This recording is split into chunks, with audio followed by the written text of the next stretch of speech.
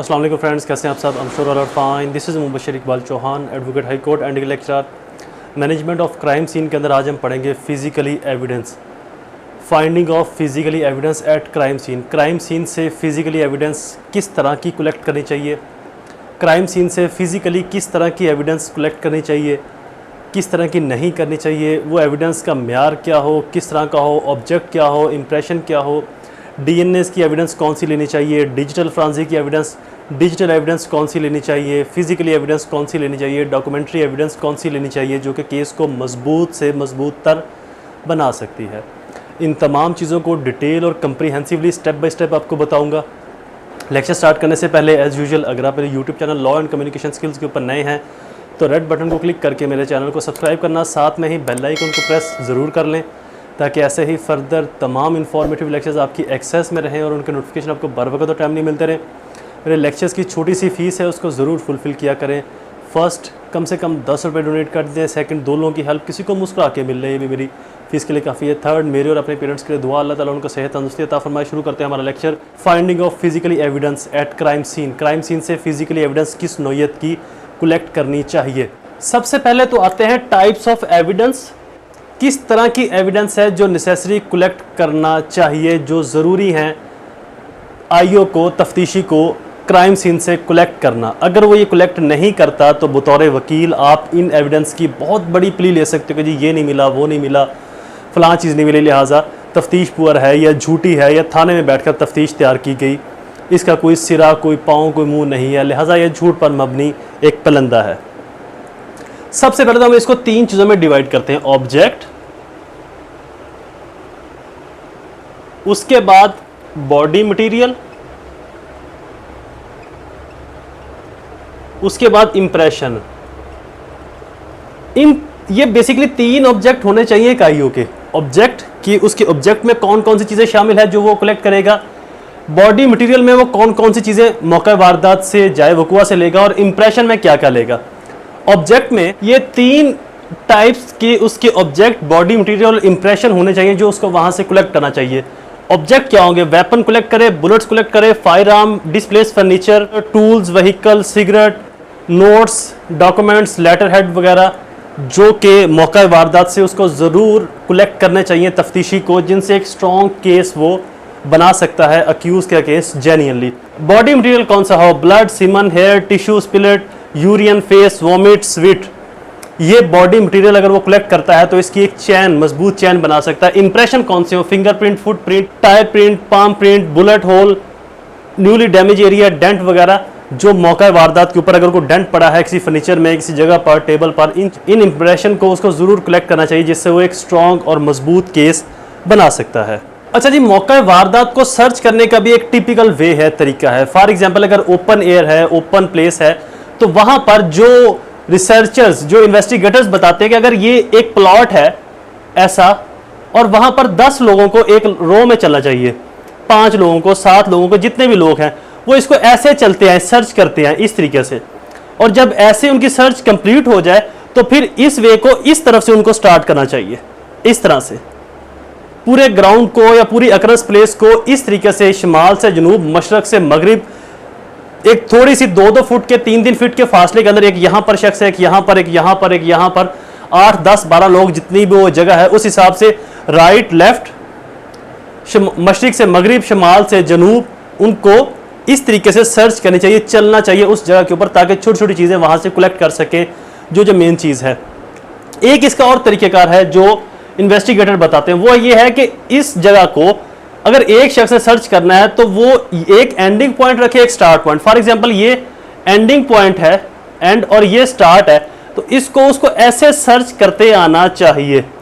यहां पर आके वो इसके एंड करेगा गोलाई के अंदर, एक गोल गोल घूमता है ताकि तमाम चीजें कलेक्ट कर ले। अब अगर रूम के अंदर या इनडोर सर्च करनी है तो उसका भी एक कंप्रीहेंसिव तरीका है। 2 लोग दाखिल हों और एक क्लॉकवाइज और एक एंटी क्लॉकवाइज घूमे, एक ऐसे घूमता जाएगा पूरा और एक ऐसे घूमता जाएगा, और फिर जब एक शख्स ने नीचे सारी सर्च कर ली और दूसरे ने ऊपर कर ली तो दूसरे वाला उसी रोटेशन में नीचे सर्च करेगा और नीचे वाला उसी रोटेशन में ऊपर सर्च करेगा। यानी कि क्लॉकवाइज ऐसे घूमना ऊपर की तरफ और एंटी क्लॉकवाइज ऐसे घूमना ऊपर की तरफ, और सेम ऐसे ही जमीन की तरफ क्लॉकवाइज और एंटी क्लॉकवाइज, ताकि दीवारों पर, छत पर, फर्श पर, आसपास, बाजू में जो भी छोटा मोटा निशान हो, छोटी जगह हो, छोटी चीज हो जो एक से मिस हो जाए, दूसरा उसको देख सकते हैं। एक लॉजिकली भी अगर आप इस तरह से देखते आते हो, अगर कोई चीज किसी शेड के पीछे है तो जब उसको आप ऐसे देखोगे तो दूसरी तरफ वाले शेड से वो चीज नजर आ जाएगी। फॉर एग्जाम्पल एक चीज ऐसे और यहाँ पर है और मैं इसको ऐसे देखता आ रहा हूँ, मुझे नजर नहीं पड़ी, जब मैं इसको ऐसे देखूंगा तो यहाँ पर इस पर मेरी नजर पड़ सकती है, अमकान है लॉजिकली। तो लिहाजा ये इनडोर रिसर्च का तरीकेकार है। जब फिजिकली एविडेंस मिल जाए तो फिर ये आईओ की प्राइमरी रिस्पॉन्सिबिलिटी है कि वो उनको अच्छे से कलेक्ट करे, उनके पार्सल बनाए, अगर डब्बा जात हैं या शीशे के जार हैं उनके अंदर अगर कोई चीज़ डालनी है या किसी चीज़ को महफूज करना है तो इस तरीके से उसको महफूज किया जा सके ताकि उनके लेबॉर्ट्री से 100% रिजल्ट अखज़ हो सके। अगर तो नहीं मिली तो समथिंग एल्स, लेकिन अगर फिजिकली एविडेंस वहाँ से फाइंड हो गई है देन ये आईओ की रिस्पॉन्सिबिलिटी है। अब इन्वेस्टिगेशन किट जो कि पाकिस्तान में तो यूज़ नहीं होती और इंडिया में भी यूज़ नहीं होती, लेकिन यूरोपियन कंट्रीज़ के अंदर, ब्रिटिश अमेरिका के अंदर इन्वेस्टिगेशन किट पूरी की पूरी एक लिबास होता है, उसके ग्लव्स होते हैं सर्जिकल और डिफरेंट इन्वेस्टिगेशन के ग्लव्स होते हैं, शूज़ होते हैं, इस तरह के ग्लासेस होते हैं जो पूरी एक, जैसे कि आपने देखा होगा कोरोना के अंदर जो डॉक्टर्स किट यूज़ करते थे, इस तरीके से एक पूरी इन्वेस्टिगेशन किट होती है जो कि काफ़ी महंगी है और यहाँ पर अभी तक तो किसी को पहने वो नहीं देखा पाकिस्तान और इंडिया के अंदर। बट एक और इन्वेस्टिगेशन किट है जो कि प्रोसेस समान होना चाहिए हर तफ्तीशी के पास, वो कौन कौन सा है वो आपको बता देता हूँ। और इस रूल 25.58 के अंदर इन्वेस्टिगेशन किट के बारे में बताया गया है। इन्वेस्टिगेशन किट के अंदर क्या क्या चीज़ें होंगी? 1 bottle of grey powder, 1 bottle of graphite powder, 1 camel hair brush, foil and paper, fingerprint form, fingerprint ink, appliance of fingerprint, dead bodies, 1 magnify glass, 1 fingerprint impression, 1 electric torch, 1 knife, 1 pair of scissors, 1 measure tape 60 inch long, 1 foot rule 2 feet long, sealing wax and candles, cotton wools, case diary book with plates etcetera. ये investigation kit में एक investigation तफ्तीशी IO के पास होना बहुत जरूरी है। उसके बाद आते हैं जी collection of fingerprint. Collection of finger print, basically पहले ये जानना जरूरी है कि फिंगरप्रिंट्स की टाइप्स कितनी है। बेसिकली 3 टाइप्स होती हैं लेकिन 2 बहुत ज्यादा यूज होती हैं, पेटेंट फिंगरप्रिंट और लेटेंट फिंगरप्रिंट। पेटेंट फिंगरप्रिंट जो अय्यां रोशन वाजे हो, जैसे कि हाथ का निशान किसी ऑयल के साथ लग गया, किसी ऐसी जगह के साथ लग गया जहां पर हाथ का निशान अय्यां हो रहा है, हाथ का निशान वाजे हो रहा है कि यह हाथ का निशान है। हाथ पर कोई चीज़ ब्लड लगी हुई थी वो दीवार पर लग गया, हाथ पर कोई ऐसी चीज़ लगी हुई थी वो किसी चीज़ के ऊपर लग गया। लेकिन अक्सर अगर आपने देखा होगा कि शीशे के ऊपर अगर आप हाथ रखते हो तो वहां पर आपके हाथ का निशान अय्यां हो जाता है, वाजे हो जाता है, तो ये कहलाते हैं पेटेंट फिंगरप्रिंट। या अगर ताज़ा ताज़ा पेंट हुआ है या ऐसी जो जगह है वो गीली है, नरम है, जहां पर निशान रह सकते हैं, वहां पर अगर हाथ लगता है तो हाथ का जो निशान अय्यां होगा, that is called a patent fingerprint. Latent fingerprint क्या कहलाएगा? मख्फी पोशीदा। लेटेंट मख्फी पोशीदा, ये कहां पर हो सकते हैं? किसी पेज पर, किसी कप पर, सिगरेट पर, सगार पर, चेयर के साथ, दरवाज़ा खोलते हुए, किसी विंडो के ऊपर, खिड़की के ऊपर, यहाँ पर ये निशानात पाए जा सकते हैं। अगर जो विक्टिम है, मकतूल की जो लाश है, उस लाश के आसपास कहीं पर भी, उस लाश के आसपास लेटेंट फिंगरप्रिंट के मिलने के चांसेस 100% होते हैं। कोई पेन किसी जगह पर यूज़ हुआ है, बाल पॉइंटर यूज़ हुई है, सिगरेट पड़ा है, सिगार पड़ा है, कॉफ़ी का मग पड़ा है, कोल्ड ड्रिंक की बोतल पड़ी है, या कोई भी ऐसी चीज़ जिसको छुआ जा सकता है, पकड़ा जा सकता है, तो लिहाजा जहाँ पर मकतूल की लाश या जहाँ जो मौका वारदात है, जो क्राइम सीन है, वहाँ से करीब करीब, लाश के करीब करीब से 100% चांसेस होते हैं लेटेंट फिंगरप्रिंट के मिलने के। इसको मिलने के लिए, इसको ढूंढने के लिए स्पेसिफिक पाउडर और ब्रश का इस्तेमाल किया जाता है। पेटेंट फिंगरप्रिंट को आइडेंटिफाई करवाने के लिए एक हाई रेजोल्यूशन फोटोग्राफी का इस्तेमाल किया जाता है, जिससे इसकी तमाम जो लाइनें हैं वो अय्यां हो सकें, वाज़े हो सकें। लेटेंट फिंगरप्रिंट को भी अगर ये अय्यां हो जाए तो फोटोग्राफी, अदरवाइज एक स्पेसिफिक केमिकल के जरिए और कुछ इस तरह के पेपर्स को यूज़ करते हुए, केमिकल्स को यूज़ करते हुए इनकी आइडेंटिफिकेशन करवाई जाती है लेबॉर्ट्रीज से। उसके बाद नेक्स्ट स्टेज से जो कलेक्शन की जाएगी, एक तो कलेक्शन ऑफ फिंगरप्रिंट आ गया, अब कलेक्शन ऑफ डॉक्यूमेंट्स आ गया। Collection of documents, COD।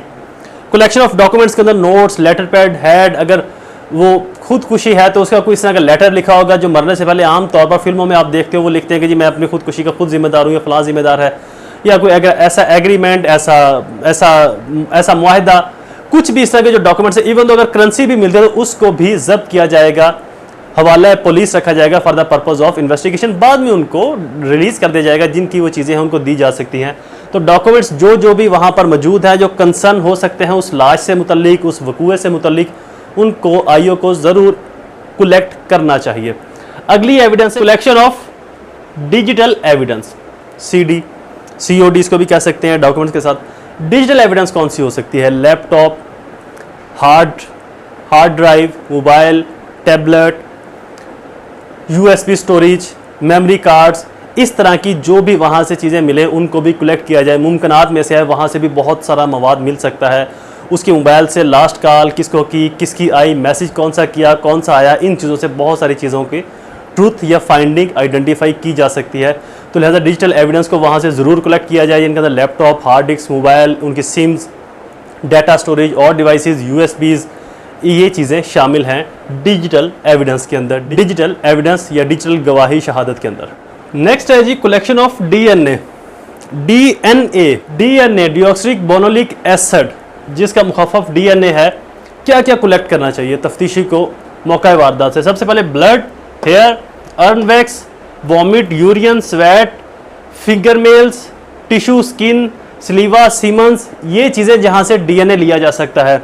अच्छा, एक और चीज़ आपको बता दूं, जैसे ये बाल है मेरा छोटा सा, आम तौर पर लोगों को ये समझना है कि जी जो हजाम की दुकान पर, जो ब्यूटी पार्लर पर जो बालों की कटिंग की जाती है, उन बालों से भी DNA लिया जा सकता है। नो, ये जो बाल है, ये बाल अगर इसका ये वाला जो सिरा है ये सर से अलग होता है और ये वाला सिरा बाल के साथ है, तो फिर तो इसका DNA काबिल कबूल होगा, लिया जा सकता है। लेकिन अगर ये बाल यहां से कट गया है और इससे अगले वाला हिस्सा बाल का मिला है, बाल की जो जड़ है, जो बुनियाद है, जो मांस के अंदर रब थी, जो मांस के अंदर गई हुई थी, वो नहीं मिली, दरमियान में से बाल मिल गया, तो उसका कोई फायदा नहीं, उससे कुछ भी DNA नहीं लिया जा सकता। सेम ऐसे ही ब्लड है, अगर ब्लड सूख जाए तो इसका DNA बहुत पुअर होता है। जितना ब्लड विड होगा, जितना गीला होगा, जितना फ्रेश होगा, उतना ही इसका DNA परफेक्ट आएगा।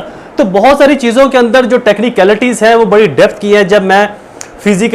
जब मैं डिटेल ऑफ डिजिटल एविडेंस के टॉपिक को पढ़ाऊंगा तो उसके अंदर आपको छोटी छोटी चीज़ें बताऊंगा कि किस तरह की एविडेंस कितनी कैपेबल है, कितनी कैपेबल नहीं। आज एक एक चीज़ के ऊपर डिटेल से बहस पॉसिबल नहीं, तो लिहाजा आपको जनरली बता दूं कि इस तरीके से जो वॉमिट है, ये भी एक स्ट्रॉन्ग, यूरिन है, ये भी एक स्ट्रॉन्ग DNA एविडेंस है किसी भी अक्यूज के अगेंस्ट या किसी भी पर्पस को फैक्ट को प्रूफ करने के लिए।